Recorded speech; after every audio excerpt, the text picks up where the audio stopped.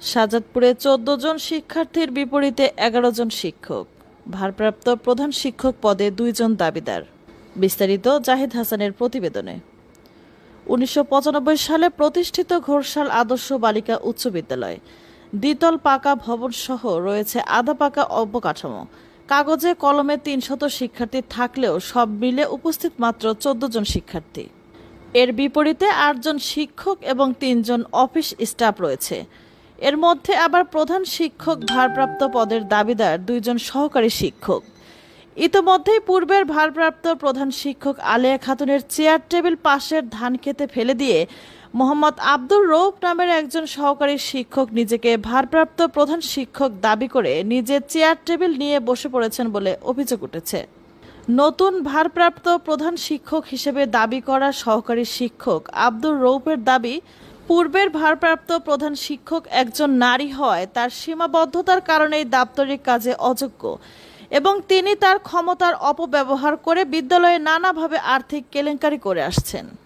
অপরদিকে আলেয়া খাতুন জানান, তিনি বিদ্যালয়ের জ্যেষ্ঠ শিক্ষক হিসেবে দায়িত্ব পেয়েছেন, তবে বিদ্যালয়ে কয়েকটি নিয়োগ থাকায় বাণিজ্যের উদ্দেশ্যে তাকে সরিয়ে আব্দুর রৌফকে ভারপ্রাপ্ত প্রধান শিক্ষক বানিয়ে অসৎ উদ্দেশ্য হাসিল করতে চায় একটি পক্ষ।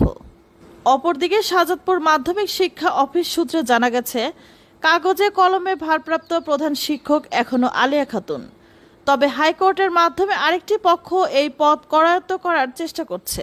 সরেজমিনে গিয়ে দেখা যায়, ঘোরশাল আদর্শ বালিকা উচ্চ বিদ্যালয়ে রবিবার ঘুরে দেখা যায় নবম শ্রেণীতে মাত্র ২ জন, অষ্টম শ্রেণীতে ৬ জন, ষষ্ঠ শ্রেণীতে ৬ জন মিলে মোট ১৪ জন শিক্ষার্থী উপস্থিত রয়েছে। বাকি শ্রেণীতে কোনো শিক্ষার্থী না থাকলেও বিদ্যালয়ের স্টাফরা স্টাফ রুমে গল্পে মশগুল।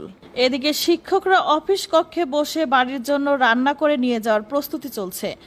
ভাত রান্না থেকে শুরু করে রুটি বানানো, মরিচ কাটা, মশলা বাটা সহ বাড়ির সর্বকাজ অফিস কক্ষেই শেষ করেন।